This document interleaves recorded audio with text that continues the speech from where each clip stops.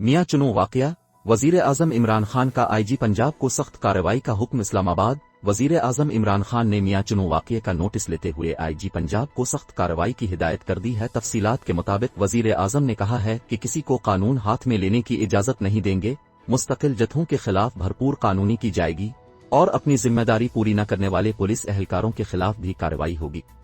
दूसरी जानिब मियां चुनू में तौहीन मजहब के इल्जाम में हुजूम के हाथों शहरी के कत्ल के वाकये का मुकदमा SHO थाना तिलंबा मुनव्वर गुज्जर की मुद्दत में दर्ज कर लिया गया है। मुकदमे में 33 नामजद और 300 नामालूम अफराद को शामिल किया गया है, जबकि मुकदमे में कत्ल और दहशतगर्दी की दफात शामिल की गई है।